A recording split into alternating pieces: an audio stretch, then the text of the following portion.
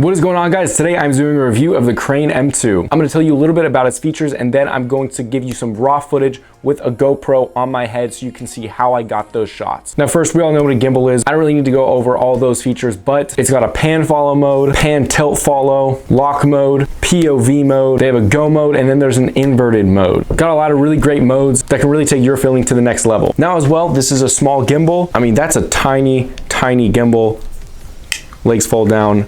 Fantastic. Currently, I have an RX100 on this. Now, what's really crazy is you can put a Sony a6500 on this tiny gimbal. I mean, that's a fairly sizable camera. You can fit it on this, and it's made for that, which is insane. I mean, you take the base off, I mean, you're looking at a tiny package right there. And just in case you guys don't know, this gimbal is $219. As well, if you guys want to go check this out, it'll be in the link description for Amazon below. If you guys want to look at all the reviews or product specifications more in depth, it'll be right below for you guys. Now, overall, I really like the design. You have your menu and power button on this side. On the back, you have your camera controls, as well as the mode selector and the record button. Then on the other side, you have a screw for attachments on there and a zoom in and zoom out, and then you have a trigger on the front. Overall, it's really light and it's a really nice gimbal to use. The quality is pretty good. It's not on like DJI Ronin levels, but it's pretty good. Now let's get into the actual clips of using this. Now these clips are gonna be without post stabilization, so this is just stabilization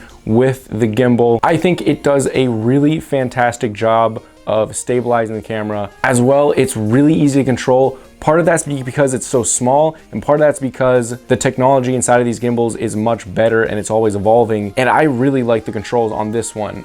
What really shines for me on this specific gimbal is the POV mode, where you can do all of these crazy angles and turn. That's probably the thing that I enjoy most about this gimbal, because you can utilize it so much because the gimbal is so small and light and easy to move around. One of the shots, I actually took it through a tree by moving it with one hand and then grabbing it on the other side with the other hand. It took a couple takes to get that, but you know, you can't do something like that as well with a bigger gimbal. And if you only have a camera that's like a a6500 or a Sony RX100, they fit perfectly on this gimbal and they work really well. To get this amount of quality of gimbal, as well as a tiny compact package and all these different modes for $219 is actually a crazy feature. I don't even know how Zhiyun managed to pull this off, but they did a really good job. The clips should speak for themselves. I really enjoyed using it. I've had some other gimbals where you can't twist them as much. I really like to be able to twist my whole gimbal and not have to worry about the gimbal kind of freaking out and spazzing, and some other gimbals will do that, but this one, you can turn it upside down, you can twist it, it doesn't matter, it really won't freak out. I feel confident that with whatever I do with that, the gimbal's not gonna make a mistake. The only person that's gonna make a mistake is me.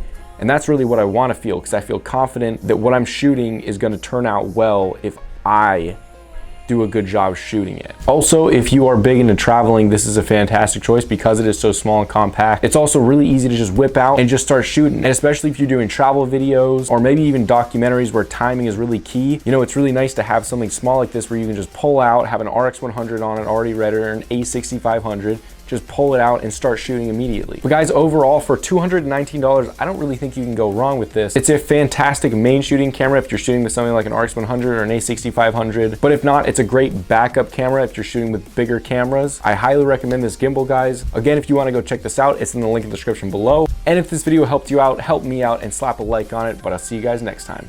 Boss out.